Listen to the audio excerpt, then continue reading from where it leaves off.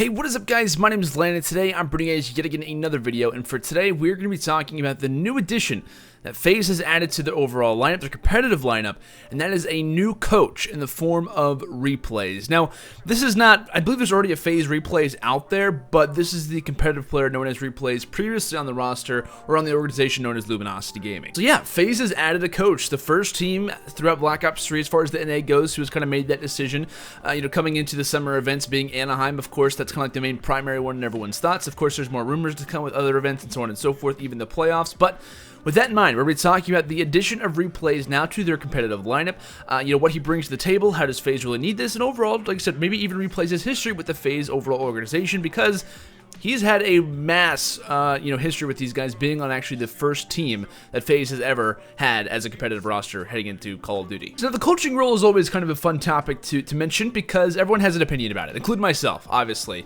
We've looked at coaches, searching back as far as you really want to. I'm not even sure when the coaching first started for Call of Duty. Might have even been in the early stages of CoD 4, maybe even, a mixture of MW2 a little bit. I'm not really sure, to be honest, when the coaching role first started. I'm sure we're going to have a number of different people comment down exactly when they thought it all started, of course, but still, in general, when coaches really started to get noticed, it was toward, at least in my opinion, toward the beginning or the middle of Black Ops 1 is when I started to see coaches kind of come around. No one was really that well known as far as being a coach, but heading into Black Ops 2, maybe even a little bit of Modern Warfare 3 is when we started to see the rising of coaches, whether it's from Europe, whether it's from NA. Everyone, whenever you think of a coach in Black Ops in general, just the Call of Duty franchise, everyone thinks of Mr. X being on Complexity, being on EG, but specifically on Complexity. As everyone knows, back in the MLG days, I can't remember when the exact time was, but there were additions of, Mr. X no longer allowed to being EG's coach. There was the thing with Flamesword trying to come over and even be Optic Gaming's coach. That's the original reason why he came over to the Optic Gaming organization in general, is because he was planning on to be the coach of the OG team. That didn't end up working out for them because of the MLG ban. There was a number of different reasons why coaches in some ways were good, while coaches were bad, and of course, like I said, everyone has an opinion on, which they kind of prefer. Now, there are two different avenues which I personally am kind of in contention about, because I think there's a number of different reasons why certain things are good, certain things are bad, because if you have a coach, for the way that League of Legends works, from my understanding, is that they're obviously involved with their team. When it comes down to a team house, their communication, coming into a game, what they're supposed to be expecting, kind of preparing in some ways. But when it comes down to a coach, he's also involved with the team during the picks and bans phase, whenever they're kind of picking and banning what they will kind of make sure is going to be in the game, out of the game, much similar to the ban and protect system. And then right before the game starts, they kind of obviously have a handshake and they walk to the back, and they have no other further communication with their team throughout the rest of that game. And I'm personally curious, and I think the addition of coaches would also have to kind of form to the overall of how the game works right now, meaning that we have a special strap, we have ban and protect. We think of that, and maybe in a similar way, we focus on having the coaches only be there for a certain portion. But then, is a coach really worth it? Like, is it really worth having a player in the back really only talk about certain things? Or, like we've had it previously, you have a coach who's standing on the main stage doing a number of different things, maybe even yelling at the other team. We won't talk about that. Of course, that has happened previously. That's why you got dropped! That's why you got dropped! Just in general, though, I think, honestly, the coaching role for Call of Duty would be great, but you do have to monitor it. You have to kind of take in consideration what a coach will present, and also make sure when it comes down to being a coach, these guys are sitting next to each other. Kind of very obvious certain things that would come into it, but having a coach, and the reason why we don't see really many teams focus on a coach, it's an extra person out there. Are they really worth adding to the team? Because when it comes down to it, there are only so many people who are really dedicated to this game who aren't competitive players, and that could be, casters, analysts, so on and so forth. And I personally think, along with a coach, analysts would be fantastic. I'm not going to go into that today, but whether it was a coach, whether it was an analyst, just in general, I think it would be perfect. And hiring a pro player who's previously played this game, in my opinion, is only going to be a perfect combination for what this FaZe roster needs, which we'll talk about here in just a second. So along with the coaching role, we'll obviously talk about the man who's going to be in that position, which of course is going to be replays. We'll talk about his history, and as well as that, a major portion of his history has to do with the FaZe organization, for those who don't remember. So starting off of replays' career, as far as his major competitive career heading into Black Ops 2, he was on an organization known as VVV. And then he later went over to an organization known as FaZe. And this is the first time where I believe he was a part of the first team that FaZe has ever had as a competitive roster. Like, they had never really stretched out into the competitive scene. Of course, they were really known for being, like a sniping team. They were known for being just more of a YouTube organization team. They weren't, or clan, I guess you could say, obviously FaZe clan, but they're really known for kind of getting into esports. And so branching into Call of Duty was only really the next step for them, and he was a part of that roster. And he teamed alongside of players known as Heist, of course everyone knows Methods, and as well as Imbos. And granted, this wasn't the the best team ever. You know, it obviously was an organization's first chance at having an esports team, and you know, FaZe was not too bad, but they ended up getting their, I believe, their first and second ever top 4 placements were actually with replays in that position, being at PAX Prime, and I believe also being at the MLG, you know, Fall Invitational. So Black Ops 2 would kind of come to an end, and he would later find himself actually still in this organization heading into Ghosts, which place, you know, the teammates kind of switched up a little bit heading, you know, to the end of Black Ops 2, and then he ended up forming, I believe, alongside of Classic, JCap, and Proofy.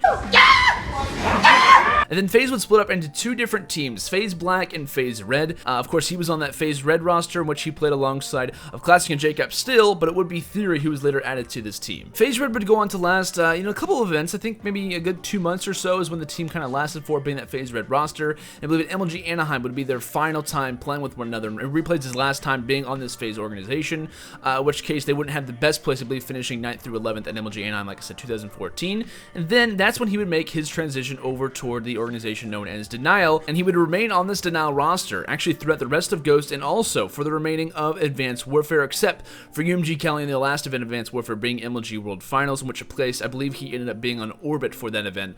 But through Advanced Warfare, he had a pretty good run, I guess you could say, not only as far as like overall total events, but he ended up becoming a Call of Duty World Champion alongside of JCap, Clayster, and Attached, 2 players who are now on this FaZe team, in which case he's going to be coaching under. So with that in mind, Replays has had a vast history when it comes down to this FaZe team. Of course, we can kind of talk about Replays' recent performance heading into Black Ops 3. Of course, he played on the Luminosity Gaming team. Constant changes kind of happened with the lineup. Players would go from team to team. There was a lot of issues coming on with this Luminosity Gaming team. Really, not a whole lot of success that we would see at a consistent basis. Of course, they would have that top 2 finish, at UMG South Carolina, but ever since then, it really hasn't seemed to really produce that much from this team. Of course, he really wasn't having the best performance either, and that really seemed to play up to his best. Him and Space are kind of lacking as far as when it came down to stage 1, John and Saints kind of being the guys who led the way. Of course, for the last couple of weeks, we can kind of realize Luminosity Gaming was kind of forming some changes. We obviously heard on Replays' stream, constant Reddit posts about him, saying that he was dropped from the roster. He didn't really know his position at the time, and kind of saying that he has been waiting for this opportunity to retire for a very, very long time. And of course, a couple days ago, maybe even like around a week ago, he ended up tweeting out that I've officially retired, and I believe it was the, Call of Duty World League stream, the kind of the recap, I guess you could say, for the total week, added that in and kind of said he is officially retired and, would no longer be playing on the Luminosity Gaming team. So, listening to Replays talk and hearing him on stream say that, I've been waiting to retire for a very long time. Coming out of Advanced Warfare, he was kind of debating whether he should quit or not. I think he even posted on Twitter a couple times saying, you know what, I should probably quit. I'm kind of done with this whole competitive thing. I kind of want to get back into streaming, so on and so forth. And there were, I believe in what he said on his stream is that some players were convincing him, some of his friends, his family were saying, you know what, how about you try to pursue this? How about you try to keep it going?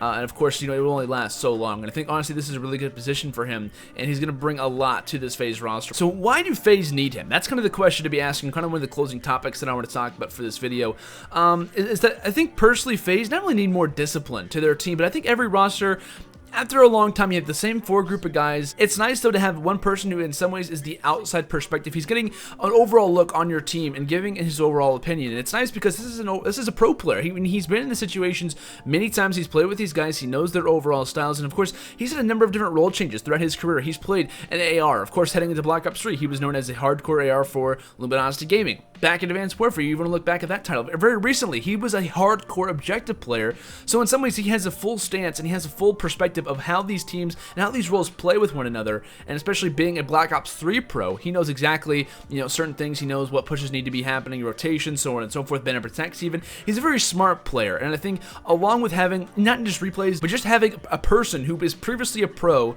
outside kind of looking down at this overall team and making decisions and kind of realizing and having the outside perspective of someone who's not actually playing and giving his overall feedback to the team, I think could really, really help them out in the long run. Not just FaZe, but just teams in general who I think really need this. And I don't think he's ever played with Enable, but I do talk about his previous history, even winning a world championship with both Clayster and Attach, and also JCap, but more specifically those two. I mean, he's got a lot of chemistry with these guys. He played with them for a long time. It wasn't just they won a championship and they quit. I mean, winning the biggest title that you possibly can in Call of Duty you're gonna have some obviously some chemistry together, and them kind of playing similar roles. He knows what these guys are. He knows how they play, and I think him adding to this roster is only going to kind of complement them. I don't really see any negatives to him added onto the team. So I am going to have a link down in the description to FaZe's release. I believe they ended up making a Facebook post on what exactly Replays is going to be doing to the team, kind of giving a little bit more details. And of course, I'll have that link down in the description if you guys want to check that out. But I'm going to read one quote that I'm reading to you guys, kind of specifically on how he's going to be added to the team and a recent encounter, kind of in some ways an experience for that they're going to be involving with one another,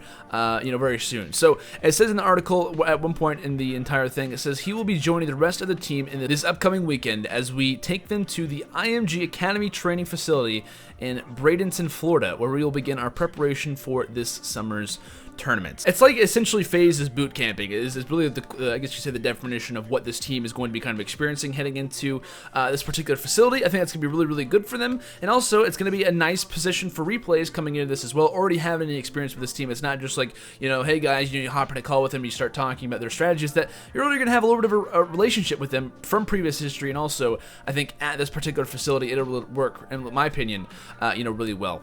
One more question that I want to kind of answer, of course, we talked about the coaching role. Is it fixed? Can you still do it? In my opinion, as far as the coaching role is concerned, I do believe that there are allowed to be coaches. I'm not sure as far as like the main stage goes. I'm not really sure about the Call of Duty World League in general, but I believe as far as like MLG, UMG events, separate hosts, not just the Call of Duty World League hosting their own event, but kind of sponsoring events, that coaches still can be there. Now, I'm not 100% sure on that. I'm not sure if even FaZe knows 100% on that, but I would imagine if they were hiring a coach, in which case I would imagine he would be involved with this team a lot, that they would have at least some experience or at least have some knowledge as to what is to come, potentially with an announcement, from the Call of Duty World League, from MLG, or just, in some ways an announcement that never really happened. Guys, let me know down in the comments. Let's continue this video or this conversation down in the comments. What are your guys' thoughts on the coaches in Call of Duty in general? Do FaZe really even need a coach? And also, what are your thoughts about Replays retiring from the competitive Call of Duty scene as far as a player goes, but adding him onto a coach and in a coaching position, I think, is really going to be a good position for them. I think adding a coach in general to no matter what team it is, to no matter,